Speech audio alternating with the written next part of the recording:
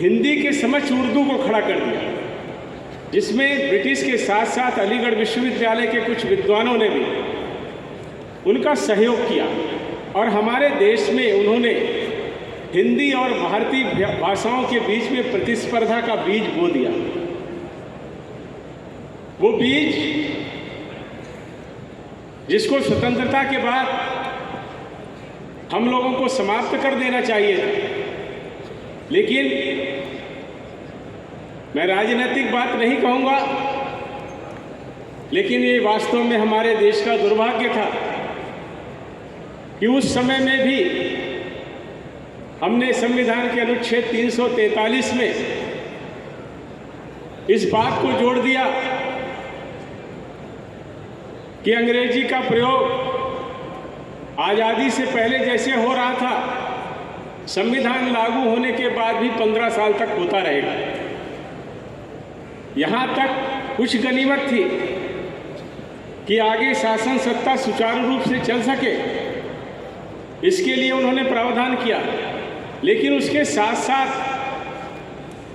उन्होंने 2 अनुच्छेद संविधान में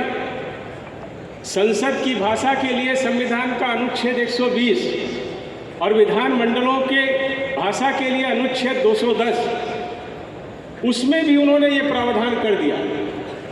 और उसका दुष्प्रभाव ये हुआ कि वो जो जनप्रतिनिधि अपने अपने क्षेत्रों का प्रतिनिधित्व करने के लिए विधानमंडल और लोकसभा में आते थे, पार्लियामेंट में आते थे, उनके सामने भी वैकल्पिक रूप में जैसे लिखा ये जाना चाहिए था, मैं समझता हूँ, मैं किसी पर प्रश्न चिन्ह नहीं कर रहा, लेकिन लिखा ये जाना चाहिए था हिंदी या भारतीय भाषाएं, और वहाँ लिख दिया गया हिंदी या अंग्रेजी। और उसका दुष्परिणाम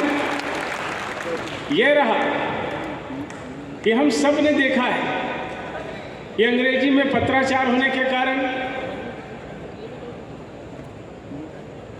हिंदी और भारतीय भाषाओं के बीच स्वतंत्रता के बाद में जो समन्वय होना चाहिए था वो नहीं हो पाया, और राष्ट्रीय भाषा का जो हमारा व्यवहार था उसमें भी हमारी अन्य भारतीय भाषाएं उपेक्षित हो गई। और सबसे बड़ा अगर हम ये कहें ड्रॉबैक क्या रहा, वो ये था कि 15 वर्ष के बाद भी अगर हम इन स्थितियों को बदल देते, लेकिन 15 साल पूरे होते उससे पहले ही राजभाषा का अधिनियम 1963 आ गया और उसमें ये प्रावधान कर दिया गया कि अभी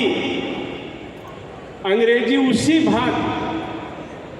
काम करती रहेगी जब तक कि ऐसी सभी असेंबली जो राज्य की हैं जिन्होंने हिंदी को राजभाषा के रूप में स्वीकार नहीं किया है, उनके यहाँ से जब तक ऐसा प्रस्ताव नहीं आ जाता है कि अंग्रेजी को हटा दिया जाए, और पार्लियामेंट के दोनों सदनों से जब तक वो पारित नहीं हो जाता है, तब तक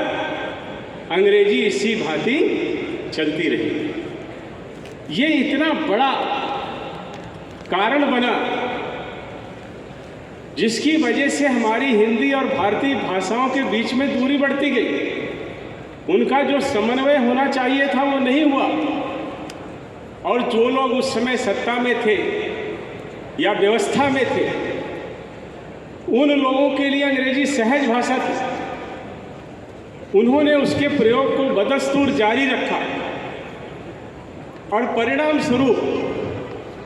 राजनीति में भी भाषाओं का प्रयोग हुआ। जब प्रदेशों का गठन भाषाओं के आधार पर हुआ तो कुछ राजनीतिक दल और कुछ राजनीतिक नेताओं ने भाषा को भी राजनीति का हथियार बना लिया, हथियार का अस्त्र बना लिया। पूर्व में छोटे मोटे प्रयास हुए होंगे, इन स्थितियों को बदलने की कोशिशें हुई होंगी, लेकिन जैसा संगठित और सामूहिक प्रयास सरकार के स्तर पर होना चाहिए था, वैसा कोई प्रयास नहीं किया गया। फलस्वरूप ऐसे राजनीतिक दल जो भाषा की राजनीति कर रहे थे, जैसे अपने देश में बहुत सारे लोग राजनीतिक रूप से जाति धर्म की राजनीति के आधार पर सत्ता की सीढ़ी उनको बना लेते थे, वैसे ही भाषाओं में भी वैमनस्य पैदा करके इस तरह की परिस्थितियां पैदा की गई। लेकिन इनको ठीक करने का जो प्रयास